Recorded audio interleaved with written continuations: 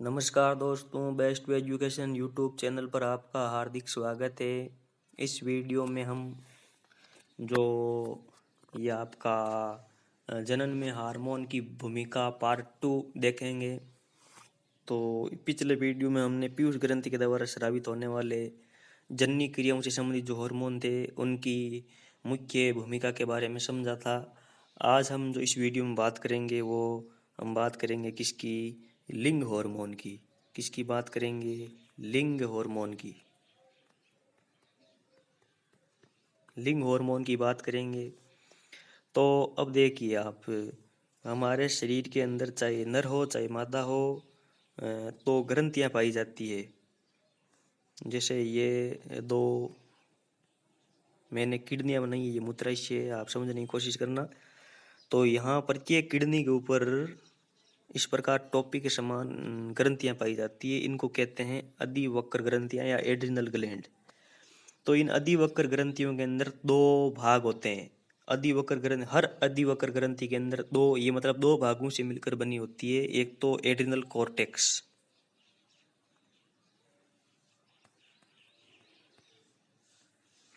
एक तो ये एड्रिनल कॉर्टेक्स से बनी हुई होती है, और दूसरी जो इसका अंदर वाला भाग होता है अधिवक्र ग्रंथि का, वो उसको हम बोलते हैं एड्रिनल मेड्यूला। एड्रिनल मेड्यूला, यहाँ समझने की कोशिश करना। जो एड्रिनल कॉर्टेक्स होता है, इस एड्रिनल कॉर्टेक्स के द्वारा सूक्ष्म मात्रा में हार्मोन का सेक्रेशन किया जाता है, लिंग हार्मोन का सेक्रेशन किया जाता है। तो लिंग हार्मोन का श्रावण, तो नर के अंदर किस प्रकार के सेक्रेशन होंगे और मादा के अंदर किस प्रकार के हार्मोन के सेक्रेशन होंगे। तो एड्रिनल जो कॉर्टेक्स होती है, यहाँ लिख देता हूं मैं एड्रिनल कॉर्टेक्स।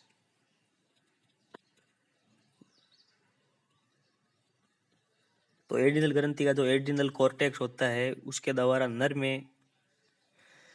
में सूक्ष्म मात्रा में एंड्रोजन्स का श्रावण किया जाता है, और मादा के अंदर एस्ट्रोजन्स का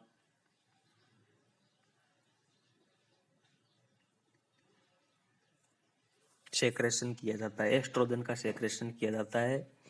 नर हार्मोन के अंदर डिहाइड्रो एपी एंडोस्टिरोन की मात्रा सर्वाधिक होती है, ध्यान रखना है।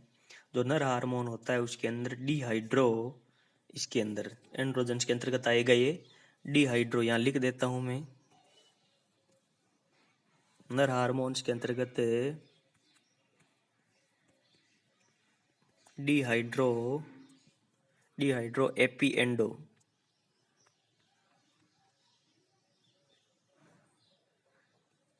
स्टीरोन, इसकी मात्रा है वो सर्वाधिक होती है। इस हार्मोन के द्वारा नर मनुष्य के अंदर पेशियों तथा जननांगों के विकास का प्रेरण किया जाता है। यानी कि इस हार्मोन के कारण ही पेशियों का विकास प्रेरित होता है और जो जननांग है उनका विकास प्रेरित होता है। तो ये तो बात की हमने भाई, जो एड्रिनल ग्रंथि होती है उसके एड्रिनल कॉर्टेक्स भाग के द्वारा नर में और मादा में अलग अलग टाइप के लिंग हार्मोन का श्रावण किया जाता है। उनका क्या कार्य होता है उसके बारे में हमने जाना थोड़ा सा। अब हम बात करेंगे केवल नर हार्मोन। अब विशेष तौर से हम बात करेंगे नर हार्मोन्स एंड्रोजन्स की। विशेष तौर से हम बात किसकी करेंगे? नर हार्मोन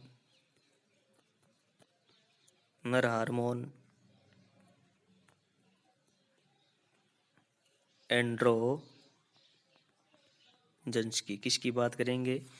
नर हार्मोन एंड्रोजन्स की बात करेंगे। तो ये कहाँ से स्रावित होता है, बहुत अच्छी तरीके से देखना। एंड्रोजन्स हार्मोन 2015 भर्ती के अंदर पूछा जा चुका है।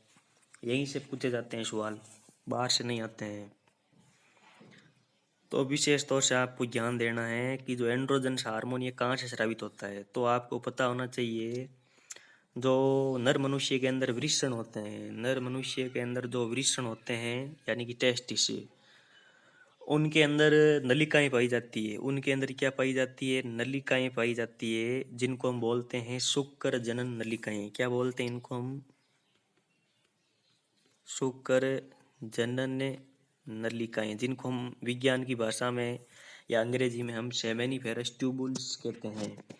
ये शुक्र जनन नलिकाएं होती है, इनके बाहर जो संयोजी ऊतक होता है, इन शुक्र जैसे ये एक और नलिका बना दी मैंने, तो इनके बाहर दोनों नलिकाओं के बाहर का भाग तो ये हो गया, दोनों नलिकाओं के बाहर का भाग ये हो गया ना।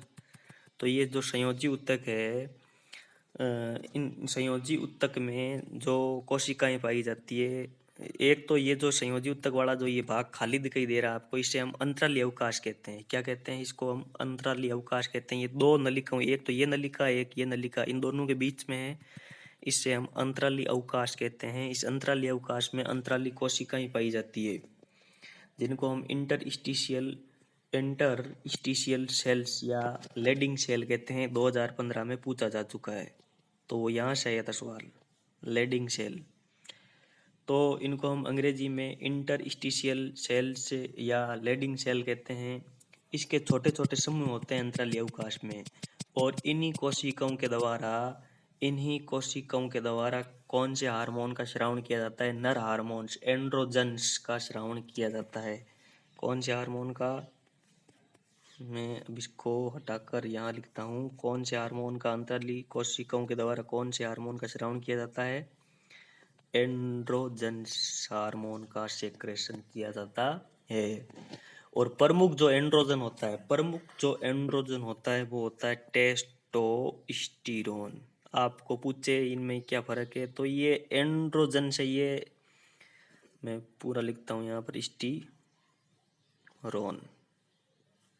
अब मैं आपको समझाता हूँ। जो एंड्रोजन्स हार्मोन, ये एक एंड्रोजन्स जो हार्मोन में बोल रहा हूँ, ये एक हार्मोनों की श्रेणी है, नर हार्मोनों की श्रेणी। इसके अंतर्गत मुख्य रूप से जो भाग लेता है वो कौन आता है? टेस्टोस्टेरोन। यानी कि एंड्रोजन्स के अंतर्गत आता है ये टेस्टोस्टेरोन। यानी कि टेस्टोस्टेरोन जो हार्मोन है, इसी का भाग है एंड्रोजन्स का। चाहे एंड्रोजन्स बोलो चाहे टेस्टोस्टेरोन्स बोलो, मतलब ये टेस्टोस्टेरोन इसका पार्ट है। तो टेस्टोस्टेरोन जो हार्मोन होता है, इसका काम क्या होता है? जो नर के अंदर लैंगिक लक्षण होते हैं उनका विकास करना। जो द्वितीयक लैंगिक लक्षण होते हैं नर में, जैसे कि आपके पहला जो है उसको हम लेते हैं, जैसे दाढ़ी मूंछ आना, ये एंड्रोजन्स के कारण होता है। दाढ़ी मूंछ आना, तो ये किसके कारण होता है? एंड्रोजन्स के। और जो व्यक्ति होता है उसकी आवाज़ का भारीपन, भारी आवाज़, उसकी प्रबलता का बढ़ना। भारी आवाज़ का मतलब है प्रबलता का बढ़ना। तो नर मनुष्य की भारी आवाज़ होती है, वो कौन से हार्मोन के कारण होती है? तो यह टेस्टोस्टेरोन हार्मोन के कारण होती है। भारी आवाज़ का होना है, अधिक मजबूत हड्डियां हो जाती है, पुरुष की पेशियां भी मजबूत हो जाती है, शरीर की आकृति है सुडौल हो जाती है, स्वभाव में उत्साह एवं उद्यमशीलता यानी कि परिश्रम करने की जो इच्छा है वो जागृत होती है इस हार्मोन के कारण, और मैथुन इच्छा आदि का भी विकास होता है। तो इसके बाद हम बात करेंगे कि जो ये शुक्र जनन प्रक्रिया के पूरा होने में इसका महत्वपूर्ण प्रभाव रहता है। जो टेस्टोस्टेरोन हार्मोन है, ये स्रावित किससे होगा? वृषण के अंदर लेडिंग सेल से। वृषण में लेडिंग सेल से ये स्रावित होगा। कौन सा हार्मोन? Testosterone hormone. और इसका काम क्या होता है? वृषण के अंदर ही स्पर्मेटो जो सेमिनिफेरस ट्यूबुल्स है उसके अंदर स्पर्मेटोगोनिया पाई जाती है। उनको शुक्राणु जनन के लिए क्या करता है? ये प्रेरित करता है। यानी कि शुक्राणु जनक कोशिकाओं को शुक्राणु बनाने के लिए प्रेरित करता है। ये कौन सा हार्मोन? Testosterone hormone. और टेस्टोस्टेरोन हार्मोन का श्रावण कहाँ से हो रहा है? वृषण के अंदर ही कौन सी कोशिकाएं कर रही है? लेडिंग सेल, अंतराली कोशिकाएं। और ये टेस्टोस्टेरोन हार्मोन है, वृषण के अंदर ही काम कर रहा है। वृषण के अंदर जो सेमिनिफेरस ट्यूबुल्स यानी कि शुक्र जनक नलिकाएं होती है, उनके अंदर पाई जाने वाली स्पर्मेटोगोनिया जो कोशिकाएं होती है, उनको शुक्राणु बनाने के लिए क्या करता है? प्रेरित करता है। अब आगे आपको बात को समझने की कोशिश करना है। तो टेस्टोस्टेरोन हार्मोन है, ये शुक्राणु जनन को क्या करता है? स्पर्मेटोजेनेसिस को क्या करता है? शुक्र जनन को क्या करता है? ये प्रेरित करता है।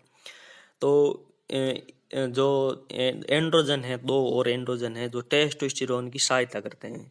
मैं यहाँ लिखता हूँ टेस्टोस्टेरोन। तो ये किसको प्रेरित करता है? शुक्र जनन को, यानी कि शुक्राणु बनने की क्रिया को प्रेरित करता है। तो इस टेस्टोस्टेरोन की सहायता करने वाले दो हार्मोन और आते हैं, एक का नाम होता है एंडोस्टिनोडाइऑन, या इसको हम बोल सकते हैं एंड्रोस्टिनोडाइऑन। एक हार्मोन तो ये है जो टेस्टोस्टेरोन हार्मोन की सहायता करता है, और दूसरा मैं पहले बता चुका हूँ डिहाइड्रोपिएंड्रोस्टेरोन, डिहाइड्रो एपी होगा ये, epiandrosterone, dehydroepiandrosterone, AP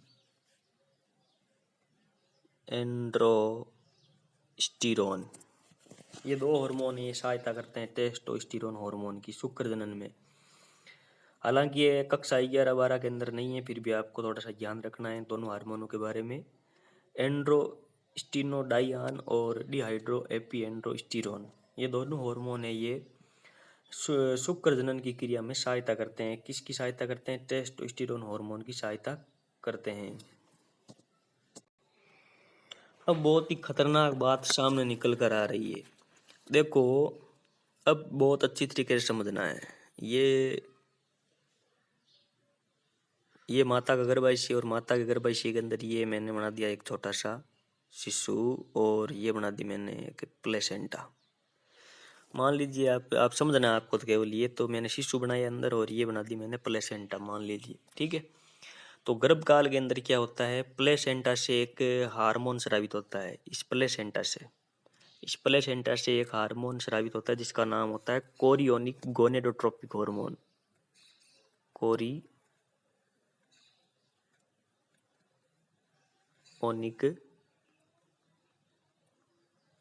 gonadotropic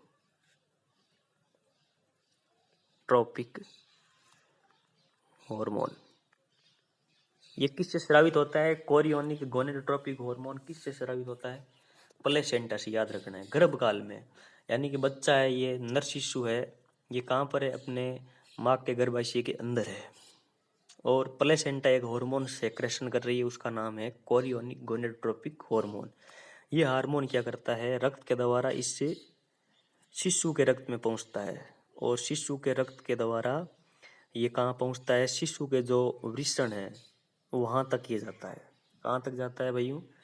जो नर शिशु है उसके वृषण तक जाता है, और वृषण के अंदर जो अंतराली कोशिकाएं हैं, ये 8 से 9 सप्ताह के भ्रूण की बात कर रहा हूँ मैं, 8 से 9 सप्ताह के गर्भकाल के अंदर।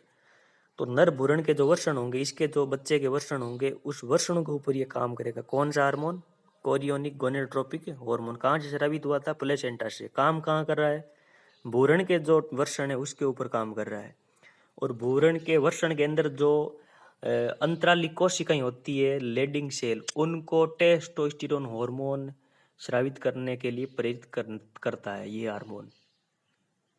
जो लेडिंग कोशिकाएं होती है उनको टेस्टोस्टेरोन हार्मोन स्रावित करने के लिए प्रेरित करता है ये हार्मोन। कौन सा? कोरियोनिक गोनेडोट्रोपिक हार्मोन, जिसके कारण शिशु के अंदर शिशन का, अंडकोशों का एवं अन्य जननांगों के निर्माण को ये प्रेरित करता है, ये ध्यान रखना है आपको।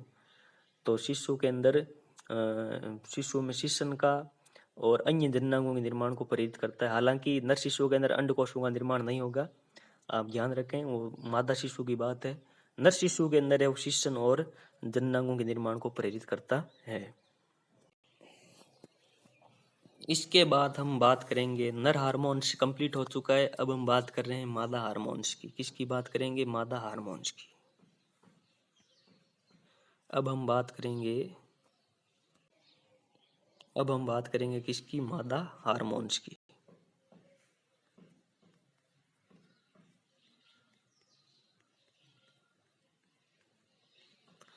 मादा हार्मोन्स की बात करेंगे तो मादा हार्मोन्स लगभग जब एक छोटी जो लड़की है 8 वर्ष की आयु की जब होती है, लगभग 8 वर्ष की आयु की जो बच्ची है उसकी मैं टाइम पीरियड लिख रहा हूँ यहाँ पर 8 वर्ष। तो 8 वर्ष की जो बच्ची होती है उसकी पीयूष ग्रंथि जो होती है, उसकी जो पिट्यूटरी ग्लैंड होती है पीयूष ग्रंथि, उस पीयूष ग्रंथि के द्वारा गोनेडोट्रोपिन हार्मोन का स्रावन होने लगता है। गोनेडोट्रोपिन का मतलब LH और FSH, इनका स्रावन होने लगता है। कब शुरू होने लगता है? 8 वर्ष की आयु से। कौन करता है LH और FSH का स्रावन? पीयूष ग्रंथि करती है। तो इनको हम दोनों को सम्मिलित रूप से गोनेडोट्रोपिन हार्मोन कहते हैं। इनका स्रावन होने लगता है और इनके प्रभाव से लगभग, अब आगे क्या होगा 8 वर्ष के बाद, जब ये दोनों हार्मोन सेक्रेशन हो रहे हैं तो लड़की के अंदर 11 व 13 वर्ष, 11 से 13 वर्ष की आयु में अंडाशय है वो सक्रिय हो जाते हैं। जो ओवेरी होते हैं वो क्या हो जाते हैं? एक्टिव हो जाते हैं। अंडाशय है वो क्या हो जाते हैं? सक्रिय हो जाते हैं और मासिक धर्म प्रारंभ हो जाता है, यानी कि ओव्यूलेशन की घटना शुरू हो जाती है, मासिक धर्म की शुरुआत हो जाती है, मंथली साइकिल है वो शुरू हो जाता है। यही यौवन अवस्था प्यूबर्टी एज का प्रारंभ होता है। इसी को हम यौवन अवस्था का प्रारंभ या प्यूबर्टी एज का प्रारंभ कहते हैं। तो अंडाशयों की जो पुट्टिकाएं होती है, अंडाशयों के अंदर पाई जाने वाली जो पुट्टिकाएं होती है, ग्राफियन फॉलिकल, अंडाशयी पुट्टिकाएं कहते हैं जिनको, ग्राफियन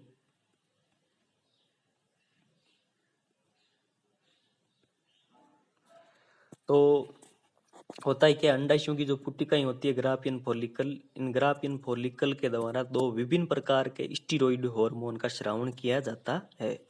2 प्रकार के हार्मोन स्रावित होते हैं अंडाशयी पुट्टिकाओं के द्वारा। एक हार्मोन तो होता है एस्ट्रोजन्स,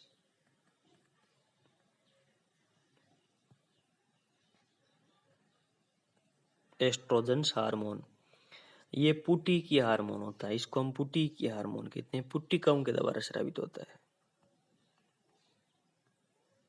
इसको हम पुटी की हार्मोन कहते हैं। एक होता है progesterone hormone, progesterone hormone,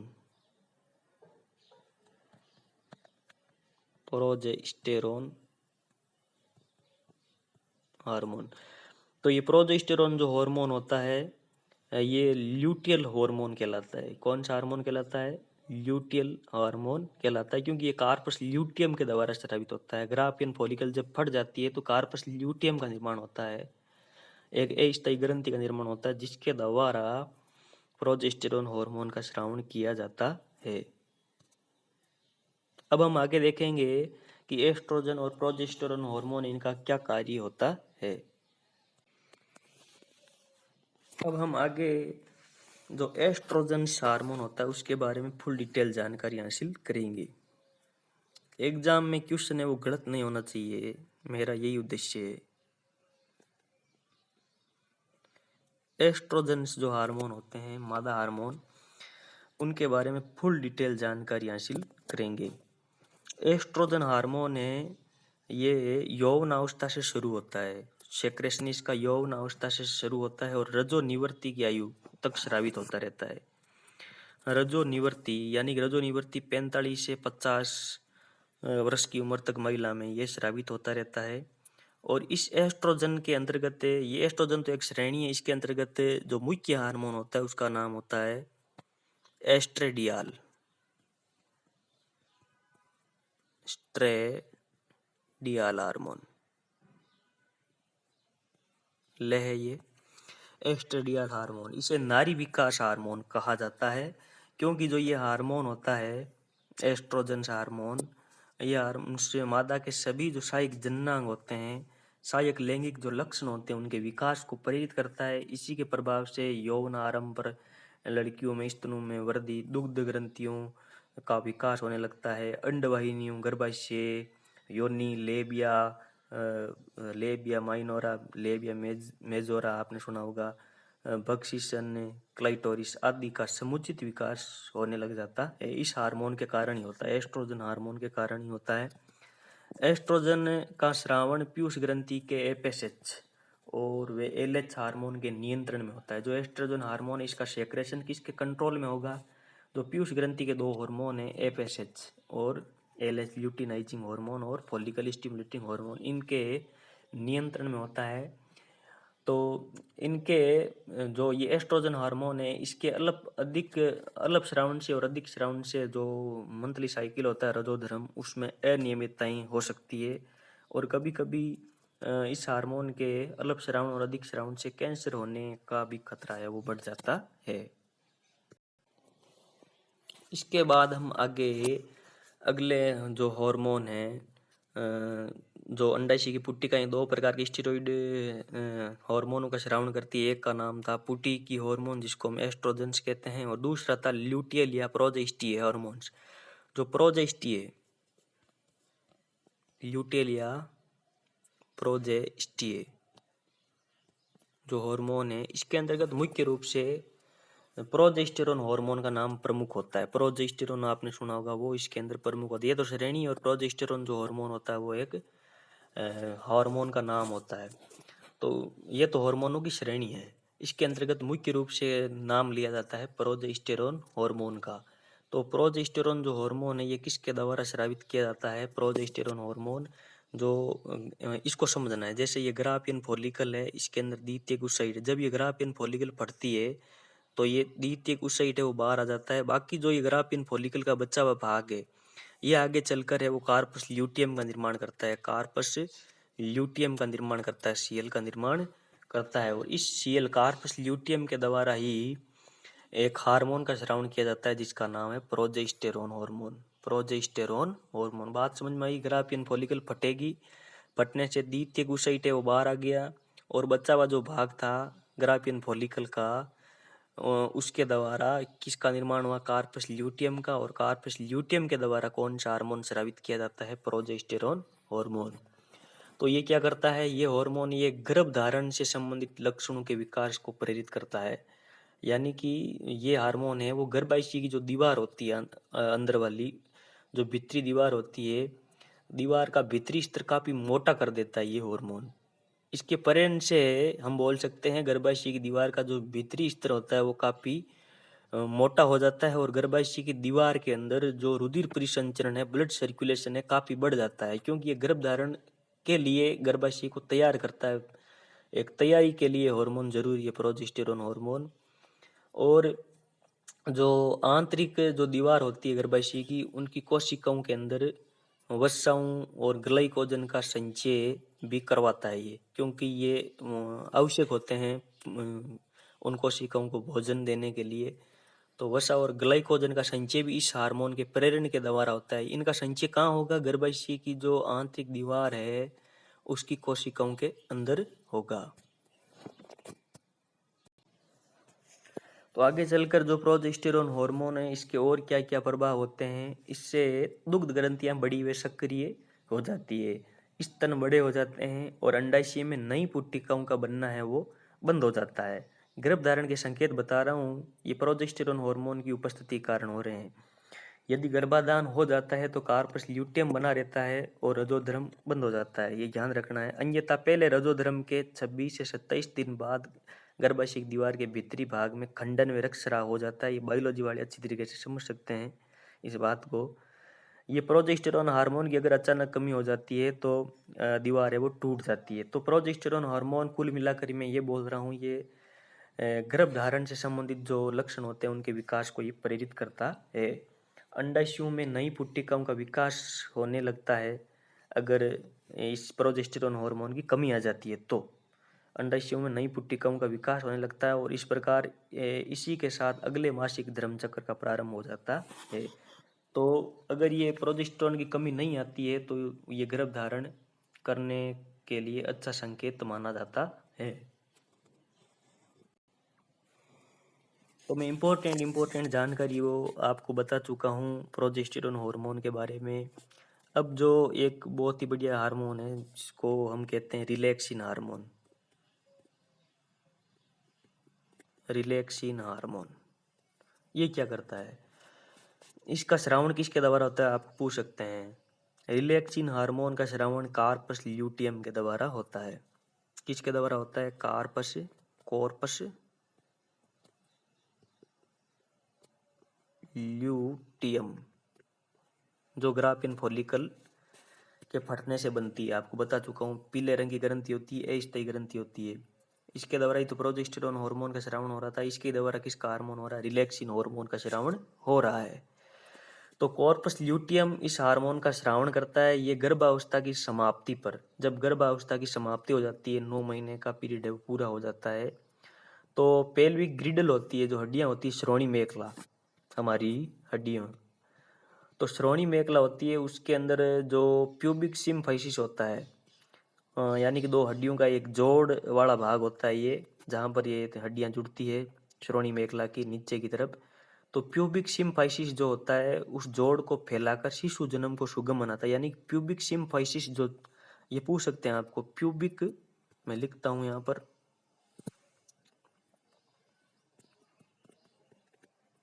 pubic symphysis, इस प्रकार एक चित्र में देखना आप, इस प्रकार जोड़ होता है हड्डियों का, इसको बोलते हैं प्यूबिक सिम्फाइसिस। इस प्यूबिक सिम्फाइसिस को क्या करता है? ये हार्मोन फैलाता है, दूर दूर करता है इन हड्डियों को थोड़ा। इसके कारण शिशु जन्म में वो सुगम हो जाता है, यानी कि आसानी से शिशु का जन्म हो जाता है। तो ये प्यूबिक सिम्फाइसिस से इसको फैलाने का कार्य करता है, जिसके कारण शिशु का जन्म है वो आसानी से हो जाता है। अब हम जो पढ़ेंगे वो पढ़ेंगे जो अपरा या आंवल होती है, चाहे अपरा बोल दो, चाहे आंवल बोल दो, चाहे आप प्लेसेंटा बोल दो, ये तीनों एक ही चीज है। तो इसके जो हार्मोन होते हैं उनके बारे में हम जानकारी हासिल करेंगे। गर्भाधान में भ्रूण को गर्भाशय की दीवार से जोड़कर सहारा देने एवं इसको पोषण करने के लिए आंवल का विकास होता है। यानी कि ये आंवल क्या होती है, जैसे, तो ये क्या करती है, जैसे ये शिशु है, ये गर्भाशय की दीवार को और शिशु के बीच में एक संबंध होता है, ये जिसके द्वारा जो पोषक तत्व हैं माता के रक्त से शिशु के अंदर जाते हैं, कुछ हार्मोन भी अंदर जाते हैं, शिशु के जो नाइट्रोजन अपशिष्ट होते हैं वो रक्त के अंदर जाते हैं। ये अपरा का काम है। ये बीच में कौन है? अपरा। तो गर्भाधान में भ्रूण को गर्भाशय की दीवार से जोड़कर सहारा देने एवं उसको पोषण करने के लिए आंवल का विकास होता है। इसके द्वारा 2 स्टीरॉइड हार्मोनों का स्रावण किया जाता है। 2 स्टीरॉइड हार्मोनों का स्रावण किया जाता है। तो वो कौन कौन से हैं? एक का नाम है, 2 स्टीरॉइड हार्मोन कौन कौन से हैं? एक का नाम है एस्ट्रे या एस्ट्रे, कोई भी नाम आ सकता है, एस्ट्रेडियोर, और दूसरा होता है प्रोजेस्टेरोन, दूसरा होता है प्रोजेस्टेरोन। कौन स्रावित कर रहा है इनको? अपरा। और ये किस प्रकार के हार्मोन है? स्टीरॉइड हार्मोन है। ये 2 स्टीरॉइड हार्मोन है जो अपरा के द्वारा स्रावित होते हैं। 2 प्रोटीन हार्मोन भी स्रावित होते हैं, उनके क्या नाम है? 2 प्रोटीन हार्मोन भी स्रावित होते हैं। एक का नाम है कोरोनल गोनेडोट्रोपिन, CGH। क्या नाम है? कोरोनल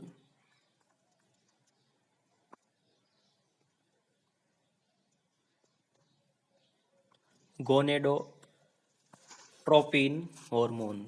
और दूसरा है, उसका नाम है ओवलीय लैक्टोजन, जिसे प्लेसेंटा लैक्टोजन भी कहते हैं। ओवलीय लैक्टोजन,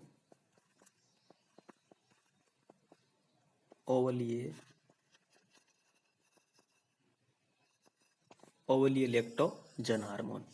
ये 2 है, ये प्रोटीन प्रकृति का हार्मोन है, अपरा के द्वारा स्रावित होते हैं।